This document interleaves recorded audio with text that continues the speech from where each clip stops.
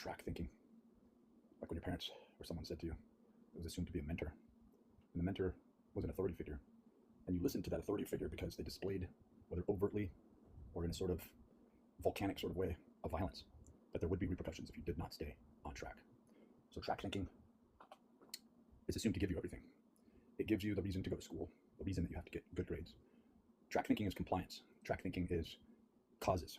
It's a causal set. It gives you a reason for living. It's so deep and penetrating into culture and society that if you don't stay on track, you're considered what would be thought of as gadabout or Vulcan at one time, right? A pariah, right? A persona non grata. So this led into and leads into revolutions. You can look into Pierre Proudhon, mutualism, anarchism, true land right ownership, but it really gets into the executive prowess, the executive process of, are you alive? Are you alive for a reason? You break down reason, ratio, degree. Reason isn't just a notional sort of surface understanding of going into a rationalistic mind. It is led by, ironically, the teleology, outcomes first, outcomes thinking, outcomes only, casting away the track. So the irony is that the people that are the best in the discourse of this track thinking, that is, you get on this career track, the people that are celebrated at the highest echelon are oftentimes people who will teach you in the end how they became so great at what most people go through arduous suffering only to become mediocre at a given task, right? They get too involved in the breakdown of tasking. They want to look at a blueprint. They want to see the process, right? And it really is about process thinking.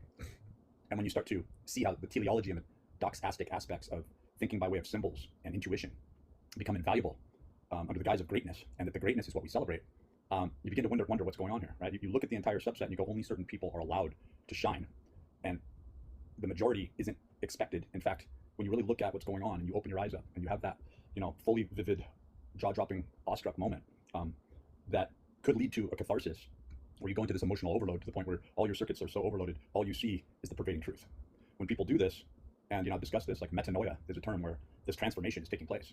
So many of us are on the forefront of this transformative transmutation, right? Where they don't know who they are anymore. They're going through this existential crisis. There used to be simple aphorisms and terms for this, like a midlife crisis. Well, when you're 20 years old going through this, can you call it a midlife crisis? Or 85, right?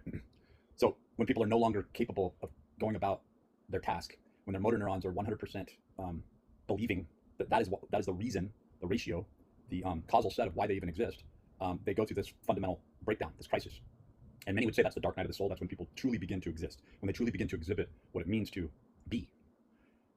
More to the point is what's happening now through, we're going to call it planned obsolescence, because when you get into this causal set track thinking, you may as well be a piece of technology, right? Really more so a piece of hardware, machinery. So as long as you see yourself as a machine and you don't rail against the system, you are